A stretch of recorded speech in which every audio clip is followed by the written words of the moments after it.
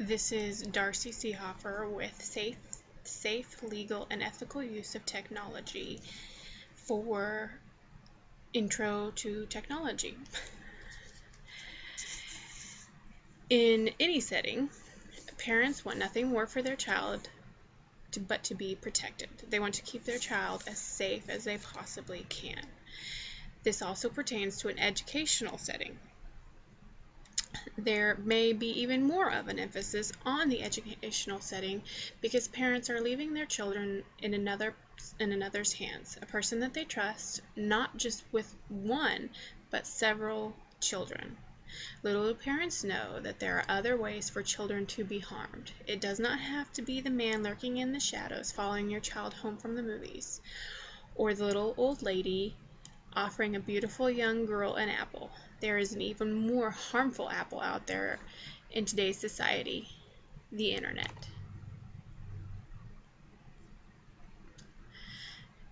The internet can be a wonderful thing in so many different ways, but on the other hand, it can be as equally bad. The internet, in this presentation, we're going to talk primarily on ways to keep our child safe. Keep our children safe. We need to teach our children the ways to be safe and what they need and what we, their parents, need to do to keep them protected from all the bad apples out there. Obviously, we need to do whatever it takes to keep our children safe. And I think as parents, we would probably do more than anything for that.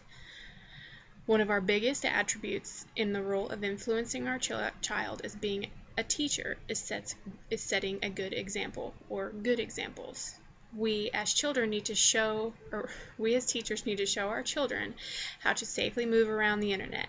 We need to make sure that they know what they are doing when they are browsing the web. We need to set the best examples to show them how very important it is to be safe when using the internet. They need to be told why they should not be on certain sites. They need to be explained why or why not. Kids have many questions on issues like this, and we need to answer them as best we can to our fullest knowledge.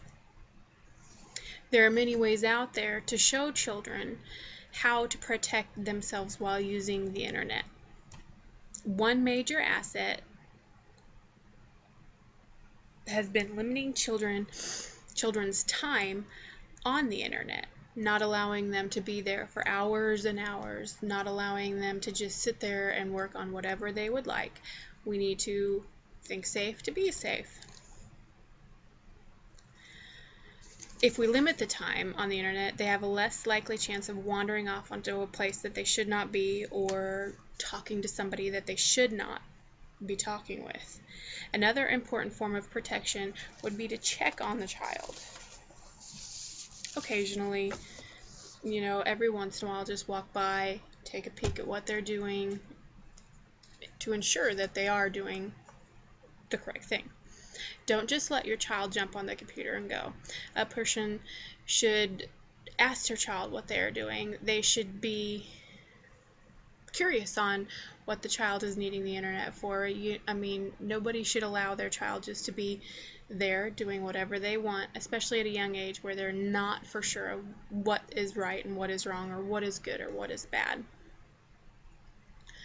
All of these things are just part of being a parent, along with setting good examples, of course. Another part of internet protection is teaching your child that it is never okay to give out any personal information on the internet. Anybody can say they just want to be your friend, but being a friend to someone online and being a personal friend to someone in real life are two completely different things. Under no circumstance is it ever safe to meet your online friend in real life, in public or otherwise. These people could be anywhere from a child the same age to the Craigslist killer to a sexual predator looking for his or her next victim. There are controls for the web for school computers and computers at home. They should be used. That is what they are there for. We need to explain to children everything we can. If we want nothing more for our kid, let's help them be safe in one aspect of their life. Another possible problem that a child could have on the internet is cyberbullying.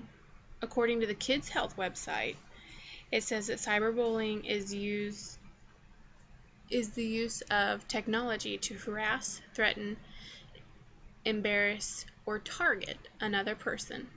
By definition, it occurs among young people. When an adult is involved, it may meet the definition of cyber harassment or cyber stalking, a crime that can have legal consequences and involve jail time. Cyberbullying can happen in many different forms from any person. Anymore, it does not have to be the big guy in class picking on the nerdy kid. It can be so much worse. A child could post something hurtful, something negative, something derogatory online about another for everyone to see. It is very important we as teachers listen to our students and see what they have to say. We need to make sure we listen to them when they talk.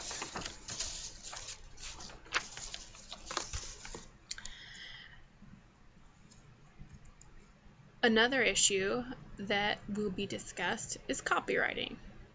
Copywriting has and will always be an issue in the world. It could also be considered an issue it could also be a major issue considered when dealing with the internet. There are many ins and outs of the world of copywriting.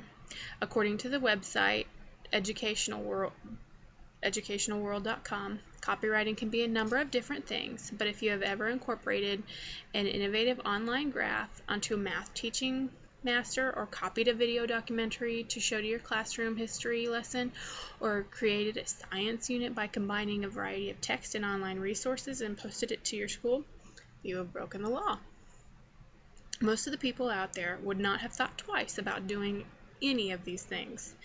The website also states that copyright laws that the owner of any tangible creative work has the sole right to reproduce, distribute, perform, display, transmit, or transform that work.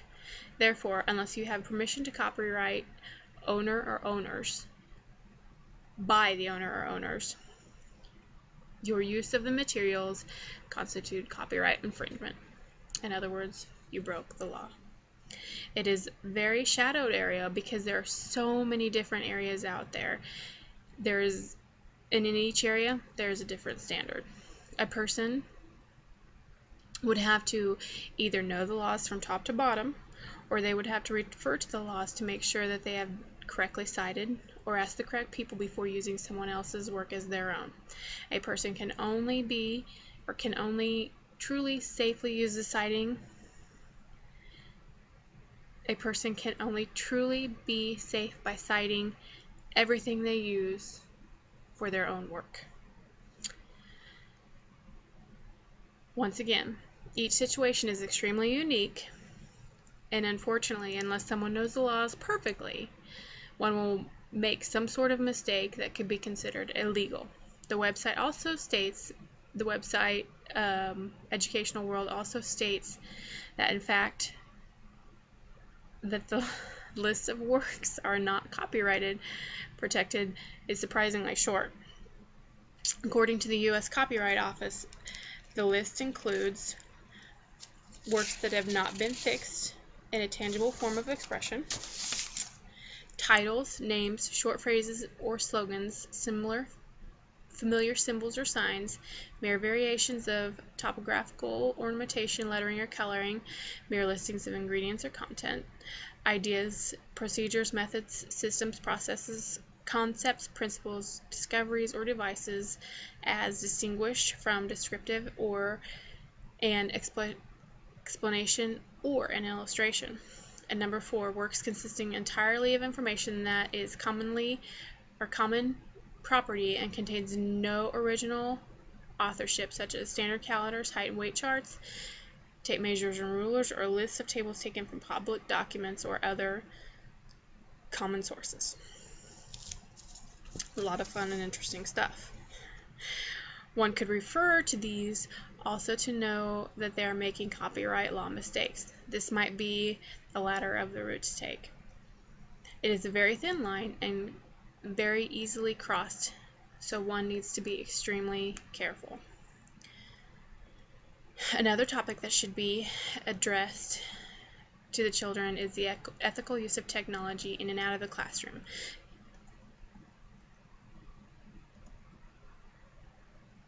Students need to understand that they are responsible for their own actions.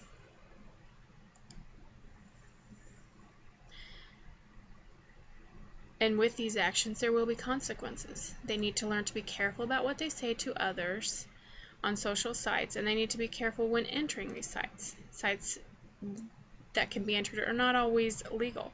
The consequences that come with hacking are very scary, and teachers need to teach the children right and wrong. Teachers can be very pivotal when directing their students to right and wrong with internet safety and the ethical use of technology. Teachers can also be detrimental if a teacher does not explain to the students why it is right or why it is wrong. They need to do their job as a teacher, and they need to help guide the child in the right direction.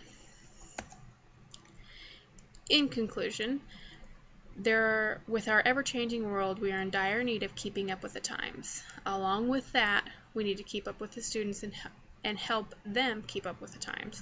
We need to show the student what is good and bad in our ever-growing world of technology. We need to help protect them from cyberbullying and the social media. We need to show them that with every action they take, there will be some form of consequence. The consequence will not always be a slap on the wrist.